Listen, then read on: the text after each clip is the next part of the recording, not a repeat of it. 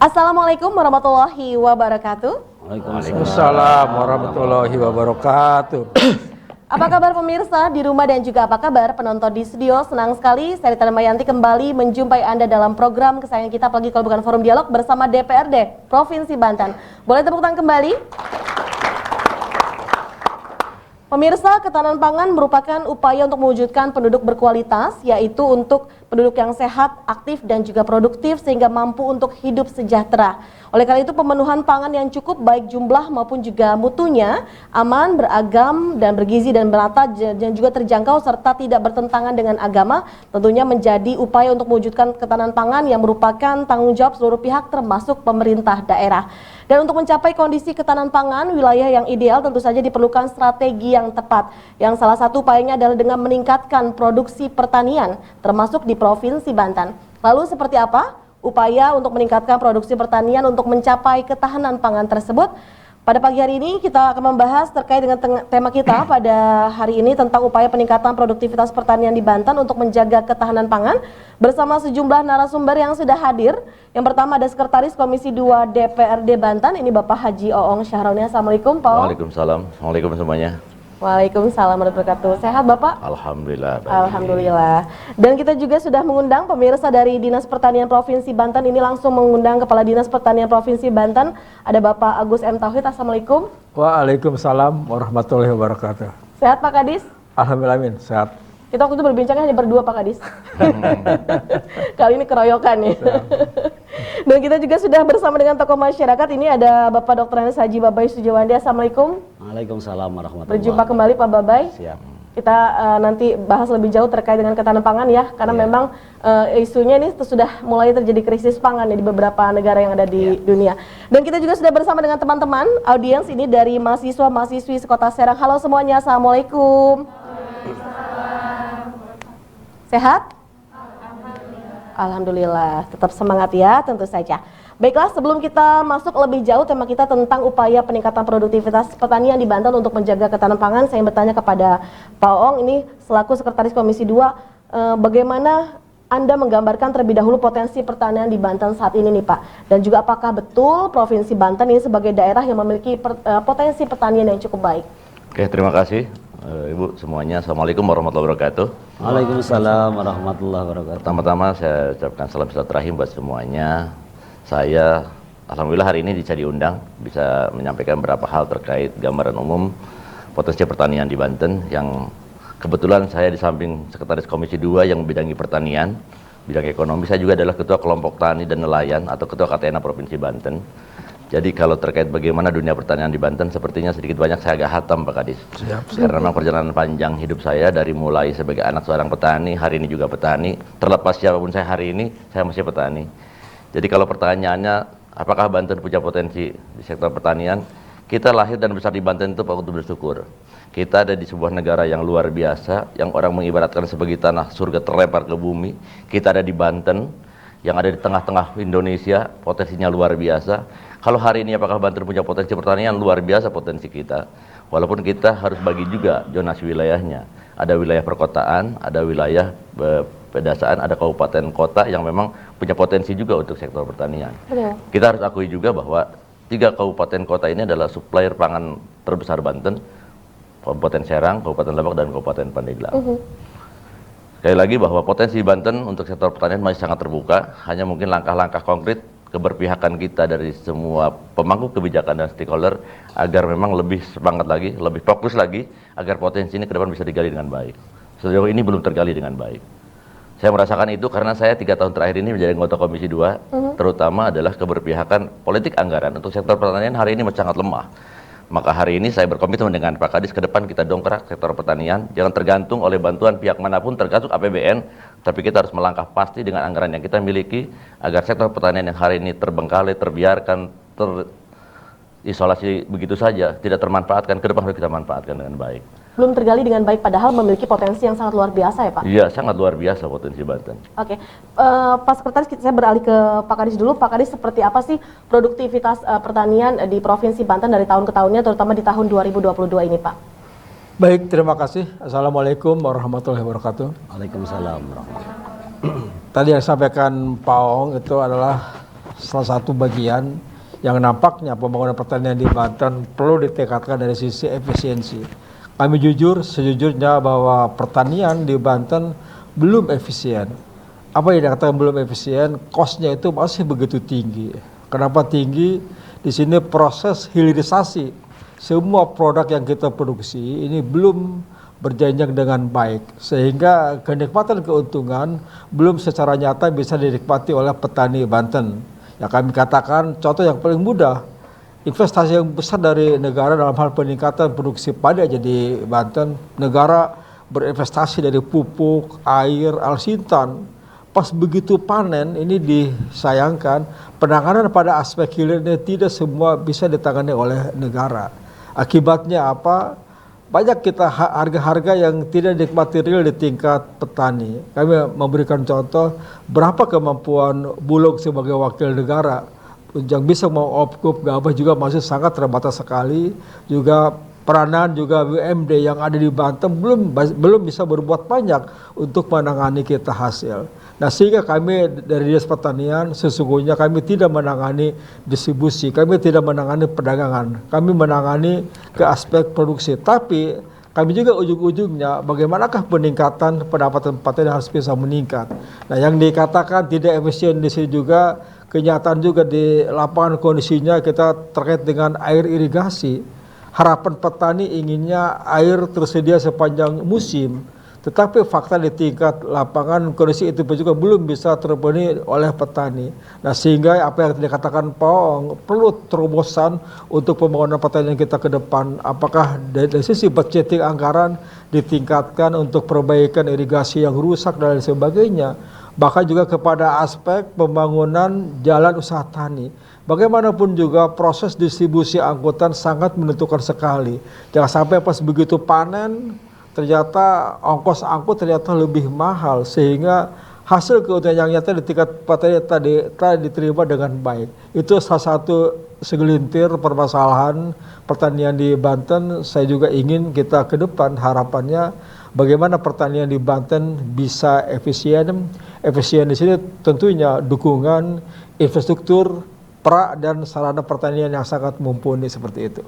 Oke, berarti Pak Kadis dari cost yang tinggi, kemudian juga irigasi dan juga terkait dengan masalah infrastruktur pertanian ya Pak ya masih menjadi catatan besar bagi Betul. Kenapa pertanian di Provinsi Banten ini belum maksimal tergali seperti itu ya Pak ya. Saya beralih kembali ke Pak Sekretaris, ini kita tahu 2 tahun pandemi kemarin melanda tanah air, banyak sektor yang mengalami imbasnya termasuk juga salah satunya adalah sektor pertanian. Bagaimana Anda melihat pertanian di Provinsi Banten setelah terkena imbas pandemi tadi, apakah sudah cukup bangkit dan juga bagaimana upaya pemerintah tadi untuk meningkatkan produktivitas pertanian? Ya, perlu saya sampaikan bahwa kita menyadari betul bahwa 2 tahun terakhir ini pandemi tidak hanya melanda Banten, tapi melanda dunia. Jadi apakah dampak yang dirasakan oleh dunia pertanian sesungguhnya memang ada, tidak terlalu signifikan. Karena pada dasarnya kami para pelaku usaha tani di lapangan ya tetap berproduksi dan kami tetap menjaga produksi. Dan produksi kita sejauh yang saya rasakan, yang saya pantau, yang saya lihat, produksi pangan Banten relatif stabil dalam suasana pandemi ataupun tidak pandemi. Bahkan hari ini kalau bicara jujur, kapasitas produksi Banten hari ini kan masih di 1,65 juta ton.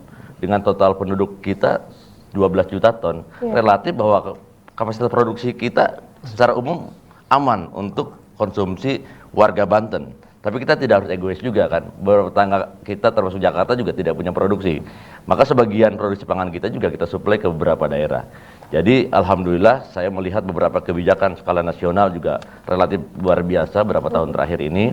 Bahkan 3 tahun ini kita kan juga tidak impor pangan, tidak impor beras khususnya. Itu menunjukkan bahwa secara umum keberadaan dan kondisi negara kita dari sektor pangan sangat stabil. Untuk di Banten sendiri beberapa kendala memang ada selama ini. Beberapa kegiatan yang sudah kita agendakan dengan Pak Kadis juga terrefocusing juga untuk penanganan pandemi. Tapi itu tidak berdampak luar biasa terhadap produksi pangan kita. Karena mungkin tahun ini relatif sudah mulai stabil dan saya yakin dengan Pak Kadis bisa bersinergi sebagai mitranya Pak Kadis di Komisi 2, kita selalu berdiskusi, kita selalu berusaha berbicara bareng bagaimana langkah konkret ke depan agar sektor pertanian Banten ini ke depan bisa jauh lebih stabil lagi, bisa lebih mantap lagi untuk memenuhi kebutuhan warganya sendiri. Syukur-syukur kita bisa berbagi untuk daerah-daerah lain.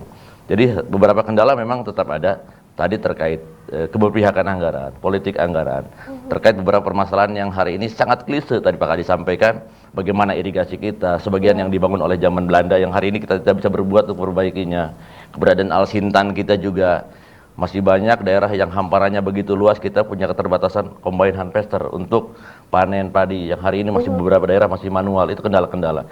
Sesungguhnya kalau itu semua tertangani dengan baik, terutama juga jalan usaha tani yang hari ini kita sedang diskusikan dengan Pak Kadis agar nanti pemerintahan hadir terhadap beberapa permasalahan tadi. Bagaimana petani masih ngangkut gabah dari pusat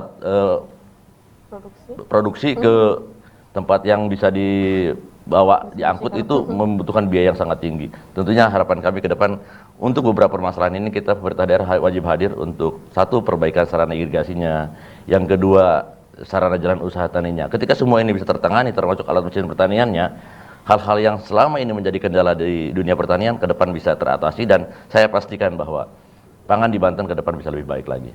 Amin. Dan kalau misalnya Pak Sekretaris terkait dengan support anggaran sendiri yang diberikan oleh DPRD Provinsi Banten terkait dengan pendidikan, terkait pertanian tadi seperti apa nih? Jadi saya ini mungkin tahun ketiga di DPRD Banten, dan saya konsisten orang yang memang selama ini bergelut di dunia pertanian, dan saya konsisten di Komisi 2 tetap. Saya punya pengalaman 10 tahun jadi anggota Komisi 2 DPRD Kabupaten Lebak, hari ini 3 tahun jadi anggota DPRD Banten, dan saya konsisten di Komisi 2 karena saya adalah Ketua Kontak Tani dan Nelayan, saya juga petani, dan saya akan berjuang di situ. Hal yang menjadi ironi adalah keberpihakan anggaran yang saya rasakan. Ini harus saya jujur, saya harus buka juga di dalam forum bahwa pemerintah daerah belum konsisten untuk mensupport anggaran daerah untuk sektor pertanian. Bagaimana tidak, APBD Banten yang konon katanya 12 triliun, untuk sektor pertaniannya hanya 3%. Logika kita tidak sampai untuk bisa mampu mendongkrak sektor pertanian ini ke depan bisa lebih maksimal lagi. Namun saya dengan Pak Kadis sudah berkomitmen, berusaha maksimal agar ke depan mindset teman-teman pemangku kebijakan ini berubah. Bahwa sektor pertanian, jikalau saja dikasih support APBD lebih dari 5% sampai 7%, maka sektor pertanian Banten akan menggeliat. Beberapa permasalahan klise tadi bisa kita tangani, bisa kita selesaikan, dan beberapa potensi yang hal ini belum tergali, ke depan kita gali bersama, maka saya yakin bahwa Banten bisa sejahtera ketika kebijakan ini betul-betul berpihak ke dunia pertanian. Oke, baik. Tadi sempat terjadi iklan dan saya ingin bertanya kepada Pak Babay, terkait dengan apa yang Anda soroti terkait dengan produktivitas pertanian di Provinsi Banten, apakah sudah berjalan dengan baik menurut Anda? Baik, terima kasih. Assalamualaikum warahmatullahi wabarakatuh. Waalaikumsalam. Pak Kadis dan Pak Haji Oong, nih, sahabat saya. Saya berada di hadapan dua pakar tentang pertanian. Sebagai rakyat yang asli putra petani, jadi saya kira dari kecil Bang sudah familiar juga dengan soal pertanian ya. Jadi kalau pertanyaan tadi apakah sudah berjalan baik soal produktivitas, peningkatan produktivitas pertanian di Provinsi Banten, saya kira sudah cukup baik. Sudah cukup baik meskipun belum bisa mencapai target ya. Ada peningkatan, misalkan ini saya punya data ini dari BPS ini. Tahun 2019 per tahun baru 4,8 ton per hektar ya. Kemudian di 2022 terjadi peningkatan 5,1 ton. Jadi, nah tetapi ketika Menteri Pertanian berkunjung ke Banten tahun 2022 ini kan ditargetkan 6 ton ya. Betul. Pak Kadis ya. Ditargetkan 6 ton. Artinya dari sisi itu memang masih cukup berat, apalagi tadi wakil kita di Komisi 2 mengatakan bahwa anggaran saja begitu minim untuk pertanian. Padahal terus terang aja, saya sebagai rakyat Banten, kalau kita melihat kaitannya tadi dengan apa? Dengan dampak dari COVID yang paling bertahan itu pertanian. Dari badai krisis pertanian malah tumbuh. Yang lainnya anjlok, industri anjlok, pertanian tumbuh. Sesungguhnya ketika COVID itu adalah peluang besar bagi Banten untuk eksis dalam hal pertanian, tapi tidak direspon. Karena sumber daya alam kita cukup, potensi alamnya cukup, saya kira sumber daya manusia juga cukup. Cuma itu tadi kurang support. Kalau saja katanya bisa 5 atau 7% ya, Kaji ya, support anggaran untuk di bidang pertanian akan menggeliat. Ini kata beliau loh, yang memang punya kewenangan di situ. Jadi saya lihat memang sudah ada peningkatan dari 4,8 2019, kemudian sekarang udah 5,1 per hektar. Ini untuk padi ya, bicara padi untuk tingkat produktivitas padi. Jadi alhamdulillah, ya mudah-mudahan di 2022 sebagaimana yang ditargetkan oleh Menteri Pertanian bisa 6 ton per hektar. Meskipun nanti ada strategi. Nah itu yang berikutnya akan kita bahas. Saya kira itu. Oke, baik, kembali ke Pak Kadis terkait Pak Kadis, kita tahu pemenuhan pangan ini cukup akan mampu menjaga ketahanan pangan sendiri. Bagaimana menurut Anda komoditas pangan di Provinsi Banten apakah sudah tercukupi di tengah isu krisis pangan global yang saat ini sudah melanda di beberapa negara di dunia? Oke, kalau berbicara pangan pokok di Banten di Indonesia salah satunya adalah padi. Ini padi nilai strategis politisnya luar biasa dahsyat sekali.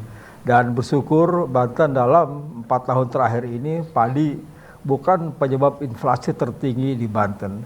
Kita inflasi masih dipicu oleh cabai merah dan bawang merah. Bersyukur kita padi tidak menyebabkan inflasi. Dan juga fakta di lapangan, suplai beras lokal ke pasar tradisional masih berjalan normal sekali. Dan bahkan ada alur keluar masuk beras Banten keluar Banten yang begitu dinamis, menandakan dari aspek pangan pokok kami katakan jujur aman, tapi kami tidak boleh lengah, tidak boleh merasa pada zona aman. Dengan situasi global yang sekarang terjadi, bagaimana dampak perang Rusia Ukraina luar biasa dahsyat sekali. Betul. Kita bukan ngomong masalah padi, tapi kita ada ikutan pokok yang lain, di mana bangsa ini termasuk konsumen terbesar untuk mie instan di dunia. Dan juga negara kita juga termasuk produsen mie instan terbesar juga di dunia adalah, dan itu membutuhkan bahan bakunya adalah dari gandum. Bagaimana konsekuensi perang Ukraina ini, kita supply ke kita begitu terbatas sekali. Dan bahkan juga untuk industri juga, roti pun juga kita terganggu. Makanya di sini ada sebuah pilihan alternatif juga. Bagaimanakah bangsa ini mampu mengantisipasi sesuai apa yang diminta oleh Pak Jokowi. Dan di sini ada sebuah gerakan diversifikasi pengganti padi, bukan pengganti untuk memperkuat kebutuhan pangan pokok yang merupakan juga kebutuhan yang cukup tinggi di bangsa ini adalah dengan pengembangan sorghum. Banten sudah memulai sekarang dengan pengembangan sorghum yang akan diintegrasikan dengan gandum. Dan yang kedua juga yang bahan pokok di sini yang bukan langsung dimakan oleh manusia tapi berakibat itu adalah jagung. Jagung ini merupakan bahan baku untuk industri pakan, makanan ternak. Sama kita juga diakui Indonesia belum swasembada kita jagung, kita baru di padi. Dan ini juga yang diantisipasi jika negara yang biasa mengekspor jagung kita bermasalah ini justru akan nanti mengancam industri unggas. Dan terus terang protein hewani yang paling murah yang cepat tersedia adalah daging unggas. Dan kita semua yang hadir di sini, mohon maaf, hampir semua penikmat unggas daging ayam setiap hari. Iya. Dan itu merupakan industri hulu sampai hilirnya begitu besar sekali, di mana peranan pakan yang menempati posisi 80% sangat ditentukan nasibnya oleh kesiapsiagaan jagung. Makanya konsentrasi kami sesuai dengan arahan Pak Jokowi juga Pak Menteri, bagaimanakah Banten sekarang ke depan, bagaimanakah peningkatan jagung, sorghum, dan bahkan kemarin juga Pak Menteri juga minta Banten kembali meningkatkan ya kedelai dengan berbagai ada kebijakan yang dikeluarkan oleh pemerintah, di mana harga pemerintah ditingkatkan Rp10.000 untuk kedelai. Ini mudah-mudahan menjadi animo semangat para petani di Banten.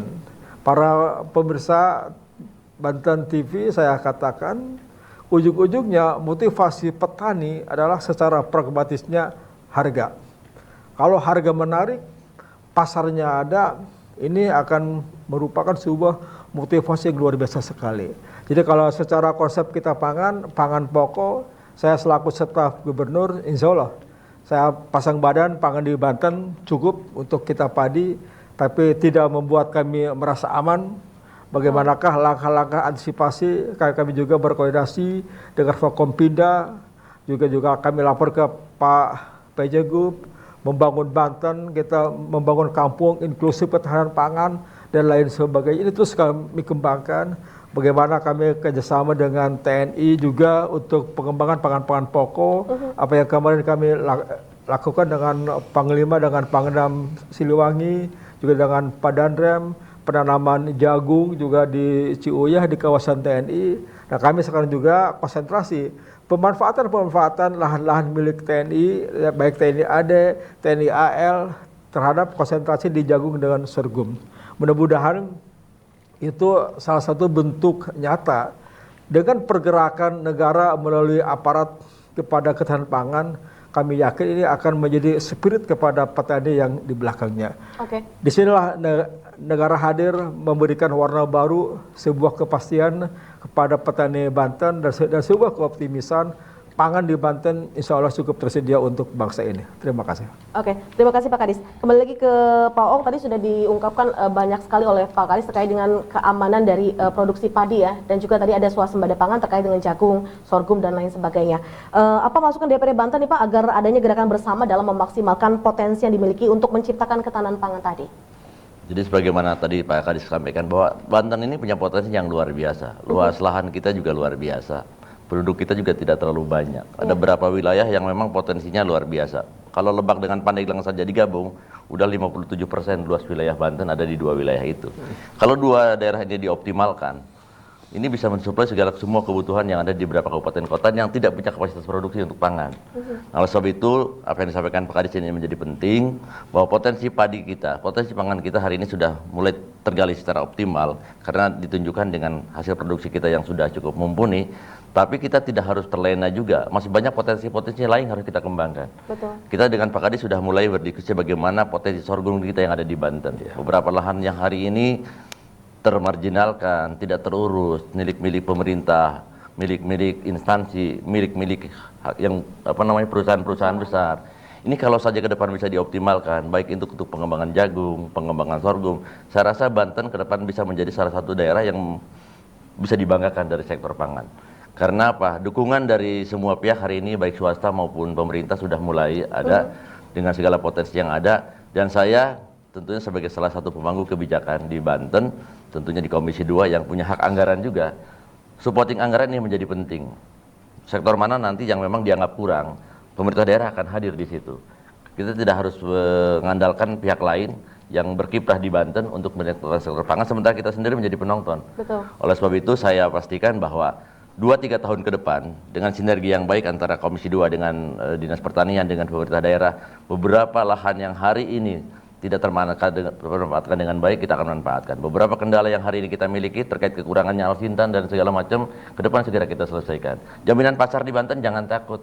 Kita ini di posisi yang sangat strategis, di tengah Pulau Jawa, sebelah sananya kita punya Jakarta, dengan Jawa Tengah, Jawa Timur, ke bagian barat kita punya Sumatera, dan kita dalam satu lintasan. Kalau bicara pasar kita tidak ada menjadi masalah, hanya menjadi malu ketika hari ini Banten dengan segala potensi yang ada untuk memenuhi kebutuhan jagung daerah lokalnya saja, memenuhi kebutuhan jagung lokal saja, dengan 9 perusahaan besar yang ada di Banten, kita belum mampu. Dengan segala potensi yang kita miliki, tentunya ini menjadi ironi. Oleh sebab itu, saya yakin ke depan beberapa hal yang menjadi kendala sudah mulai coba kita carikan solusinya. Contoh hari ini jagung relatif stabil harganya, dan masyarakat sudah mulai bergairah menanam jagung.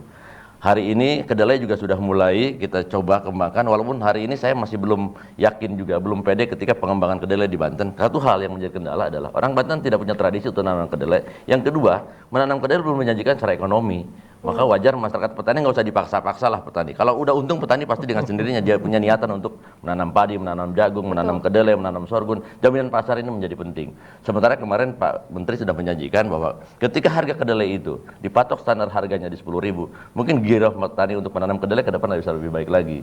Makanya kami dari petani kadang-kadang juga mengusulkan, daripada disubsidi pupuk cair yang menjadi tidak jelas, kenapa nggak disubsidi di hilirnya, di pas produksinya. Ketika harga jagung 5.200, pemerintah bisa hadir mensubsidi menjadi 6.000. Betul. Ketika harga kedelai hari ini 6.000, kita subsidi 4.000 menjadi 10.000. Dengan cara-cara seperti ini, saya yakin petani ke depan bisa lebih baik dan sejahtera.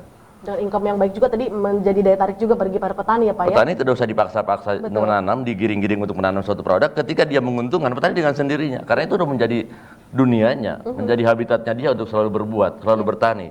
Ya, hari ini petani dimanapun di Banten, kalau memang hari-harinya tidak ada kegiatan, larinya ke petani. Hanya kita arahkan petani yang berorientasi bisnis yang skala ekonomi menguntungkan. Oke, baik. Terima kasih Pak Ong. Kita kembali lagi ke Pak Babay. Tadi sudah diungkapkan bahwa kita tahu juga untuk mengantisipasi salah satu krisis pangan ada salah satunya dengan swasembada pangan. Tadi juga sudah diungkapkan oleh Pak Kadis terkait dengan swasembada pangan yang sudah dilakukan di Provinsi Banten terkait dengan jagung, sorghum dan lain sebagainya. Terkait dengan ketahanan pangan ada salah satunya dengan swasembada pangan. Seperti apa swasembada pangan di Provinsi Banten menurut Pak Babay? Pertama dari apa kita lihat dari makanan pokok tadi sudah tidak masalah, terutama beras ya. Iya. Karena produksi kita 2021 1,66 juta ton. Jumlah penduduk 12, sekian juta. Jadi tidak ada masalah, aman dari. Saya kira mungkin 9 atau mungkin 100%. Nggak tahu saya berapa persen penduduk Banten yang memang makanan pokoknya beras. 100% kayaknya ya. Kayaknya 100%. Belum lengkap Artinya aman nasi sebetulnya gitu. dari sisi itu ya.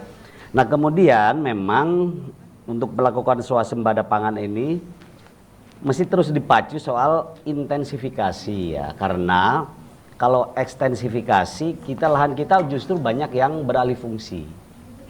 Itu 2018 2019 saja Unpad Fakultas Pertanian melakukan penelitian 3.000 sekian yang beralih fungsi dari lahan baku sawah ya, dari lahan baku sawah menjadi bangunan, ada yang jadi rumah, jadi industri dan lain sebagainya. Artinya itu salah satu tantangan. Karena itu makanya upaya intensifikasi, maka betul sekali kalau kita tingkatan dari 5,1 menjadi 6 bertahap ya tentu saja. Yang mudah-mudahan seperti Vietnam atau Thailand kita bisa sampai 9 atau 11 ton mungkin. Nah itu insya Allah saya kira kita terus menuju ke sana ya. Kemudian nah tadi diversifikasi ini memang agak susah kalau mengubah makanan pokok kita. Ya jangankan yang di kampung saya sendiri meskipun sudah sarapan kalau belum makan nasi, belum makan aja. Afdol ya Pak. Udah roti, udah ini, belum makan nih. Kalau belum makan nasi artinya susah memang untuk itu. Tetapi mungkin pelan-pelan harus dilakukan juga upaya itu. Nah, lantas diversifikasi untuk membangun ketahanan swasembada pangan tadi kan sudah disinggung ada sorghum. Sorghum itu kan kayak gandum. Ya, mirip. Kayak gandum yang itu bahan baku mie, bahan baku roti segala macam. Dan ternyata uji coba saya tahu ada ketua IWAPI Banten. Waktu itu saya ngelihat ke lapangan di Kabupaten Tangerang, cukup bagus kok. Sorghum itu ditanam di kita. Cukup bagus. Jadi ininya batangnya bisa untuk pakan ternak, buahnya bisa ini. Jadi itu salah satu peluang. Kemudian ini terus terang saja sekaligus saya juga minta dukungan dari Sekretaris Komisi 2 dan Pak Kadis. Saya sudah ngobrol dengan Pak Kadis. Ada juga kita ini nggak apa-apa saya sebut UNMA ya. Nggak apa-apa kan perguruan tinggi kita ya. UNMA sekarang sedang mengembangkan memanfaatkan limbah batu bara. Sekarang kan sudah tidak B3 lagi. Limbah batu bara itu yang numpuk, Labuan saja itu sehari 350 ton limbahnya. Jadi pupuk. Dan itu sudah uji coba, kemarin saya sudah silaturahim ke Pak Kadis. Ada satu tanaman yang lebih dahsyat lagi. Talas Pratama. Talas Pratama itu 1 hektar kita giling jadi beras dapat 40 ton. Bayangkan. Kalau padi 1 hektar cuma 5,1 ton dalam bentuk gabah, kan terjadi penyusutan lagi kalau sudah dalam bentuk beras kan? Berapa persen tuh? Mungkin 30% menyusut. Ini kalau kita kembangkan sudah menjadi beras itu 40 ton per hektar. Dan itu hasil penelitiannya kadar gulanya 0. Nah ini yang menarik. Dan Jepang permintaannya bukan main. Nah ini harus kita respon saya kira. Karena itu kita harus lakukan seminar. Kita akan lakukan seminar. Mohon support dari Kak Haji Oong terus Pak Kadis ya. Untuk soal ini pemanfaatan limbah jadi berkah untuk ketahanan pangan di Banten. Saya kira optimis soal swasembada pangan di Banten kita sangat bisa. Pasar nggak usah nggak usah difikirkan. Letak kita sangat strategis dan ini saya sangat menyayangkan Pak ya, karena kita ikut juga ya Pak Jeong ya. Ini PT apa BUMD kita itu yang Agro Mandiri. Agrobisnis itu Banten Agro Mandiri Mandiri. ABM itu belum kelihatan geliatnya. Nah itu tadi padahal penyertaan modal provinsi, modal daerah ke PT itu cukup besar. Udah 90 miliar. Nah, kalau itu dialihkan ke langsung ke ini, ke dinas pertanian gitu, dahsyat itu sebetulnya. Saya kira itu komentar saya soal swasembada pangan ya. Optimis Pak Jawa. Terkait dengan limbah menjadi pupuk dan juga tadi ada talas juga ya Pak ya, yang bisa dimanfaatkan. Baik, saya beralih ke Pak Kadis kembali. Pak Kadis, terkait dengan intensifikasi pangan, kita tahu juga banyak sekali alih fungsi lahan yang sudah berubah di Provinsi Banten. Dan terkait juga hal intensifikasi pangan, ada juga lahan tidur Pak. Saat ini ada berapa sih Pak lahan tidur yang ada di Provinsi Banten, dan juga wilayah mana yang paling terbanyak memiliki lahan tidur, dan juga seperti apa upaya dari Distan sendiri untuk memanfaatkan lahan tidur tadi untuk bisa dimaksimalkan terkait dengan ketahanan pangan tadi. Baik, terima kasih. Ya, pertama tentang intensifikasi. Saya sebelum mengupas kepada lahan tidur, coba akan saya juga sampaikan tentang untuk peningkatan profitabilitas melalui intensifikasi. Pertama, faktor pembatas kita adalah petani terhadap pupuk subsidi. Di mana tahun ini dan tahun depan nanti per 1 Oktober pupuk subsidi hanya ada 2 macam, hanya NPK dan urea, dan seterusnya. Dan itu pun juga kalau urea dan NPK semua untuk ke padi jauh dari anjuran rekomendasi yang dibutuhkan oleh tanaman padi. Nah sekarang gimana menyiasatinya? Kami sekarang ke depan dalam kegiatan kami akan memainkan peran penggunaan pupuk hayati. Contoh yang tadi Pak Babai, tokoh masyarakat. Kami mengapresiasi bagaimana petani ke depan, petani Banten jangan begitu tergantung kepada pupuk subsidi, pupuk kimia. Nah, kami sekarang lebih banyak memainkan peran kepada bantuan pemberian pupuk hayati, tapi juga ke depan petani bukan hanya menjadi konsumen, tapi bisa menjadi memproduksi pupuk organiknya. Nah, sehingga di sini hal yang menjadi ketergantungan kepada pupuk kimia melalui subsidi bisa tertangani. Kalau ini nggak bisa kita tangani, saya khawatir yang namanya kebijakan politis, mungkin ke depan pupuk subsidi umpamanya akan hilang, tanda kutip. Berarti kesiapan petani Banten, petani Indonesia sudah kami siapkan dari sekarang. Terus yang kedua tentang lahan tidur. Definisi lahan tidur, ini ya kalau lahan tidur nyata sih di Banten tidak ada Bu. Yang ada adalah ya kami juga termasuk juga anggota tim reforma agraria dengan BPN. Ya, kami sekarang juga dengan BPN juga sedang menyelesaikan lahan-lahan HGU yang sudah habis. Nah itu yang dikatakan terlantar di situ. Nah sekarang bagaimanakah yang HGU yang terlantar nanti yang dituntaskan oleh BPN melalui reforma agraria dengan keputusan menteri, nanti dikembalikan ke bank tanah, nanti di situ negara bisa menggunakan. Nah dengan cara seperti itu kami ingin bisa dioptimalkan. Yang membedakan kita dengan negara maju adalah sesungguhnya adalah kemampuan kita yang kurang sekali pemanfaatan aset yang ada. Jika semua yang tadi yang dikatakan host, lahan-lahan terlantar di Banten ditanami, mungkin ceritanya akan berbeda sekali. Kami katakan jujurnya belum dengan kekuatan penuh, belum mencapai 100%, dan 50 pun juga belum. Nah ini kita konsepnya kami ingin juga yang tadi adalah bagaimanakah negara nanti melalui penataan lahan-lahan HGU untuk dioptimalkan. Yang berikutnya ini juga peranan pertanian membutuhkan investasi. Kalau hanya mengalahkan kepada sebuah negara anggaran APBN, tentunya daya dorong juga tidak akan begitu kencang. Nah kami juga sudah mengundang investor-investor untuk berinvestasi tanaman pangan di Banten. Apakah tanaman di situ berinvestasi untuk pengembangan jagung dan sorghum? Ya kami nanti arahkan nanti mereka dengan perum perhutani, dengan perhutanan sosial. Mereka nanti butuh berapa lahannya untuk mengembangkan jagung sorghum di Banten. Nanti mereka bisa dengan perhutani. Dengan cara seperti itu kami yakin dorongan ke depan akan lebih dahsyat sekali. Dan bahkan nanti ke depan kami sudah dikatakan di tantangannya Pak Oong dari Komisi 2, kami juga sudah menyiapkan master plan. Bagaimanakah master plan pembangunan irigasi di Banten? Bagaimanakah master plan pembangunan jalan usaha tani di Banten?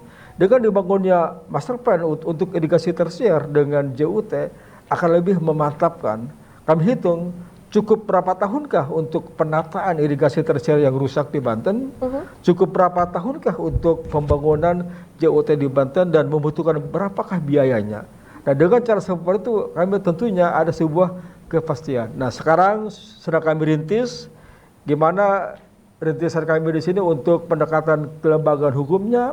Jangan sampai niat kami baik salah kamar.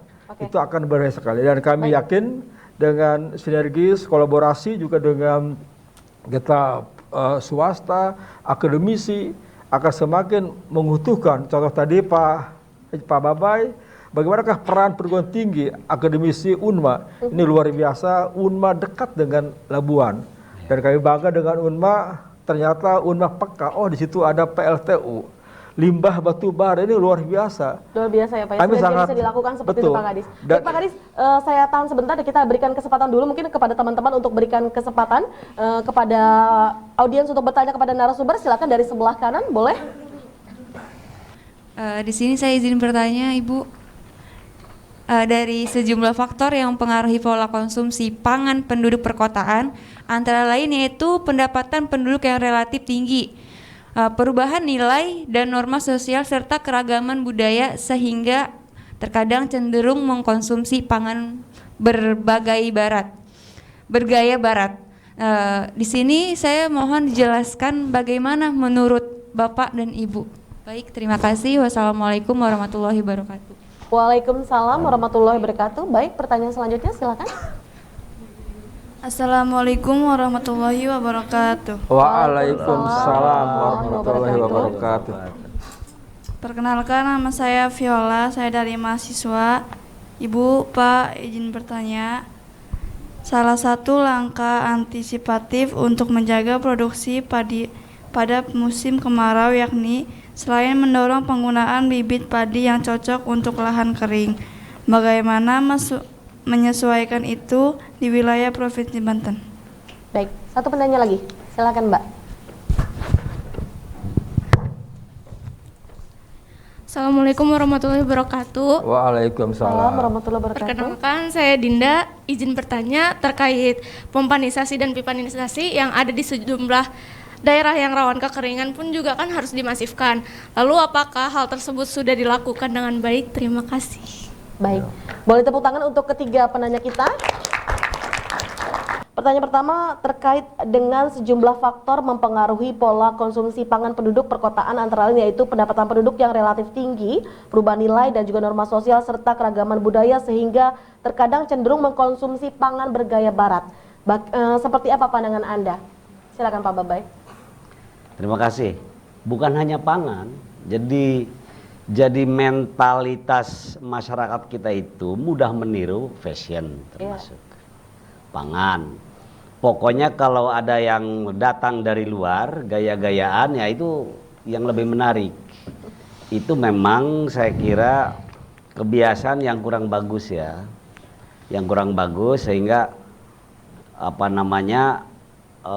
apa yang datang dari luar tanpa disaring terlebih dahulu dan itu memang salah satu tantangan yang harus kita pagari menurut saya, apalagi nanti kalau misalkan Kek Tanjung Lesung jadi itu kan kawasan wisata internasional ya, jangan-jangan nanti justru jenis-jenis panganan luar yang lebih mendominasi ketimbang pangan-pangan lokal, padahal kita mengharapkan kehadiran Kek Tanjung Lesung itu misalnya salah satunya ya contoh saja itu mampu mengangkat perekonomian ini dengan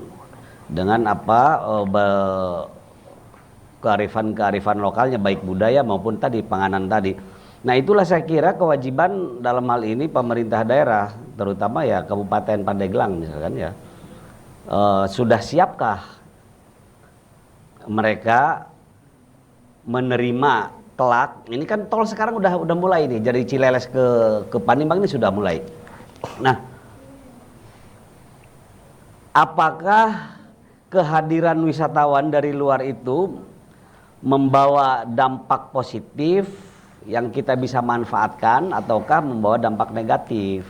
Kalau kita diam saja itu tadi nanti akan ditiru gaya fashionnya, ya toh, yang bisa bertentangan dengan nilai-nilai lokal maupun agama, misalkan gitu kan. Terus termasuk pangannya, jangan-jangan nanti model-model burger segala macam yang begitu-gitu, kue balok segala macam bisa hilang kalau kita tidak siapkan. Padahal kita berharap pangan lokal yang ini. Saya kira memang harus ini harus cepat mendapat perhatian lah dari awal. Oke. Baik, boleh tepuk tangan untuk jawaban dari narasumber kita. Pak Oong, terkait dengan pompanisasi dan juga pipanisasi di sejumlah daerah yang rawan kekeringan pun ini harus dimasifkan. Apakah hal tersebut ini sudah dilakukan oleh Provinsi Banten? Jadi perlu kita ketahui bahwa memang kondisi alam Banten ini begitu variatif ya. Ada beberapa daerah yang memang potensi pengairannya cukup mumpuni dengan hadirnya bendungan-bendungan besar, irigasinya juga terawat dengan baik. Tapi ada sebagian wilayah yang memang ketergantungan adanya posisi sungai yang masih di bawah permukaan sawah. Tapi sekali lagi bahwa kami beberapa tahun terakhir ini dengan Pak Kadis juga sudah mulai mencarikan beberapa solusi dengan adanya pipanisasi dari potensi sumber daya air yang kita alirkan ke daerah-daerah potensi lahan sawah. Kita juga sudah mencoba memperbaiki beberapa embung yang menjadi sumber air. Kita juga sudah melakukan beberapa pembuatan seperti sumur dangkal, sumur pantek dan lain sebagainya, itu sudah kita lakukan. Walaupun di sana sini tentunya masih banyak kekurangan. Salah satu yang sedang kami coba diskusikan hari ini adalah upaya perbaikan irigasi tersiernya. Karena beberapa bendungan yang punya potensi air saat ini kan tidak sampai ke titik lahan sawah kita karena kondisinya sudah sangat memprihatinkan. Makanya ke depan sudah berkomitmen dengan Pak Kadis agar provinsi hadir untuk mengatasi beberapa permasalahan air yang menjadi rohnya masyarakat petani terkait pipanisasi, pompanisasi, dan kita setiap tahun juga selalu menganggarkan Pak Kadis ya untuk pembelian pompanisasi, pompa air dari mulai ukuran terkecil 2-3 in sampai terbesar untuk agar teman-teman kelompok tani yang punya potensi air yang butuh bantuan mengangkatnya dengan menggunakan alat mesin pertanian berupa pompa air, kita senantiasa siapkan itu. Tapi kita juga selektif juga untuk agar tidak dimanfaatkan oleh pihak-pihak yang tidak bertanggung jawab. Karena yang terjadi kemudian, saya melihat ada juga beberapa kelompok tani yang nakal. Mereka tidak memanfaatkan ini dengan baik. Bahkan yang tujuannya kita bantu kelompok tani untuk mengairi sawahnya, maka dipergunakan untuk galian pasir dan lain sebagainya. Hal-hal ini menjadi ironi dan ini menjadi hal yang kurang baik. Tapi pada prinsipnya bahwa provinsi hadir untuk beberapa permasalahan tadi, walaupun hal yang paling krusial hari ini adalah terkait kerusakan irigasi tersier kita yang begitu masif, dan ini kami dengan Pak Kadis sudah berdiskusi agar tidak salah langkah kita ke depan terkait payung hukumnya, peraturan perundang-undangnya. Ketika pun program ini kita luncurkan sudah tidak permasalahan lagi. Yang kedua adalah terkait masalah di dalamnya juga ada jalan usaha tani yang hari ini menjadi keluhan petani karena sulitnya membawa hasil produksi ke tempat-tempat yang layak atau ke rumah-rumah petani. Maka ini salah satu hal yang kita akan coba diskusikan ke depan agar ini bisa terrealisasi. Insya Allah bahwa terkait beberapa pertanyaan tadi kita tidak tinggal diam karena sekecil apapun masukan masyarakat itu menjadi penting bagi kami sebagai pemangku kebijakan. Oke, luar biasa. Pemerintah sudah hadir di tengah-tengah masyarakat termasuk di petani ya Pak ya. Boleh tepuk tangan untuk jawaban dari narasumber kita. Dan pertanyaan terakhir mungkin bisa dijawab oleh Pak Kadis terkait dengan salah satu langkah antisipatif untuk menjaga produksi padi pada musim kemarau selain mendorong penggunaan bibit padi yang cocok untuk lahan kering. Ini bagaimana menyesuaikannya Pak di wilayah Provinsi Banten sendiri? Baik, terima kasih. Kalau untuk keragaman teknologi, kami bersama dengan Kementan, dengan Litbang Kementan sudah menyiapkan beberapa pilihan varietas padi. Untuk padi yang lahan yang tahan terhadap keringan, kami sudah menyiapkan yang namanya Inpari 32. Apa itu Inpari? Inbida, padi sawah irigasi. Itu 32, itu dia bisa tahan terhadap keringan. Kalau untuk di lahan darat, kita padi gogo namanya Inpago. Nah, hal ini kami lakukan juga nggak cukup sampai di situ. Apa yang tadi disampaikan Pak Oong juga betul. Kami di STAN pernah tahun 2011 melalui dana BTT, kami menggulirkan pipanisasi. Ternyata responnya dahsyat sekali. Sama juga tadi katakan Pak Ong, jika budget terhadap pertanian tersedia, kami tentunya sudah menyiapkan master plan secara utuh. Bagaimana master plan di sini kami untuk rehab irigasi tersier, bagaimanakah master plan untuk perbaikan JUT, pembangunan, bahkan terhadap master plan pipa. Nah, sehingga secara komprehensif mampu kami tuntaskan. Ada sebuah kepastian. Ujung-ujungnya kita mendapatkan sebuah kepastian dan masyarakat bahwa bertani ada kepastian, bertani bukan judi. Bertani ada kepastian air tersedia sepanjang musim. Itu yang diminta oleh rakyat, oleh petani. Nah, kami di sini ya insya Allah dengan perubahan yang sangat mendasar, kami juga mohon dukung juga dari Komisi 2. Niat baik kami harus dengan di jalan yang benar. Kami jangan sampai niat upaya kami untuk mencetakkan petani Banten di jalan yang salah. Ini semua dengan aturan yang tepat sehingga kita akan mampu mengantisipasi Banten, mampu kesiapsiagaan bencana terhadap kekeringan. Itu yang bisa kami lakukan. Oke, baik, boleh tepuk tangan jawabannya. Kita sudah ada di penghujung waktu Bapak-bapak semua ya. Mungkin masih banyak yang ingin kita bahas namun kita terhambat oleh waktu dan mungkin bisa berikan kesempatan kepada Pak Babay untuk berikan closing statement Anda kepada pemirsa di rumah. Silakan apa yang disampaikan terkait dengan tema kita hari ini. Terima kasih. Strategi untuk meningkatkan produktivitas itu sesungguhnya sudah ada panduan-panduannya. Salah satunya indeks pertanaman atau IP 400. Apa itu? Bisa panen 4 kali dalam 1 tahun. Tetapi untuk mencapai itu ada beberapa hal yang mesti diperhatikan dan menjadi syarat mutlak sehingga bisa tercapai itu. Di antaranya benih, katanya benih genja, saya nggak ngerti benih genja ya, pokoknya benih genja. Kemudian pengendalian hama penyakit itu menjadi fokus juga secara massal bahkan itu. Kemudian nah ini pupuk itu juga menentukan. Jadi benih, pengendalian hama, pupuk, kemudian teknologi, penerapan teknologi. Jadi sekarang ini kan masih banyak petani yang secara alamiah saja nandur celuk gitu kan. Nah kemudian berikutnya adalah ketersediaan air. Nah ini pipanisasi dan pompanisasi. Bahkan ada disebutkan secara teknis ada teknik tanam jajar legowo. Nah jadi strategi itu kalau dilaksanakan insya Allah tingkat produktivitas padi kita akan tercapai dengan 6 ton per hektar dan upaya menjadikan Banten swasembada pangan dan terjamin ketahanan pangan akan terwujud saya kira. Terima kasih. Assalamualaikum warahmatullahi wabarakatuh. Waalaikumsalam warahmatullahi wabarakatuh. Boleh tepuk tangan? Pak Kadis, sampaikan sedikit saja karena kita sudah sangat baik. minim Terima sekali kasih. waktunya. Kami prinsipnya hanya singkat saja. Program prioritas berdasarkan prioritas daerah yang didukung oleh anggaran yang tepat, insya Allah Banten bisa lebih hebat dan maju. Terima kasih. Luar biasa. Dasar. Silakan, Pak Ong. Jadi baiklah, terima kasih semuanya sudah bisa hadir di sini. Saya akan closing statement dengan satu hal yang terkait wilayah saya sebagai anggota DPRD Banten Komisi 2 yang punya hak budget. Di mana hari ini saya masih merasa sedih, merasa prihatin.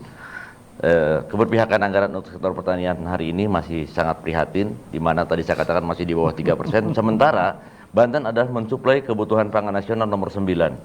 Tapi APBD Banten untuk sektor pertanian itu nomor 31 dari 34 provinsi. Ini hal yang menjadi ironi, menjadi PR saya ke depan agar ke depan lebih seimbang, lebih rasional lagi, sehingga apa yang menjadi harapannya Pak Kadis, kendala-kendala yang dirasakan petani ke depan perlahan tapi pasti dengan cara merubah mindset teman-teman pemangku kebijakan agar seirama dengan kami di Komisi 2 dan Pak Kadis, agar memang APBD yang menjadi kue pembangunan Banten ini ke depan bisa dirasakan secara umum bagi masyarakat banyak, khususnya yang ada di sektor pertanian, di mitra Komisi 2 yang di dalamnya ada peternakan, ada perikanan, ada pertanian, ada juga nelayan, ada juga UKM. Maka ini hal penting yang hari ini terus kami perjuangkan bersama. Terima kasih.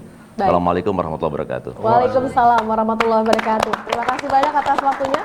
Semoga pertanian di Provinsi Banten seperti tadi diutarakan oleh Pak Oong ini 3 tahun targetnya bisa lebih baik lagi ya Amin. Pak di tercipta ketahanan pangan dan juga kedaulatan pangan tentu saja. Terima kasih Pak Babai, terima kasih Pak Kadis dan juga terima kasih Sama-sama, Pak Oong semuanya. dan terima kasih teman-teman semua dan juga pemirsa terima kasih sudah bersama kami 1 jam ini dan saksikan kami kembali dalam forum dialog lainnya. Akhir kata Seri Damayanti dan juga seluruh kru yang bertugas undur pamit dari hadapan Anda. Wassalamualaikum warahmatullahi wabarakatuh.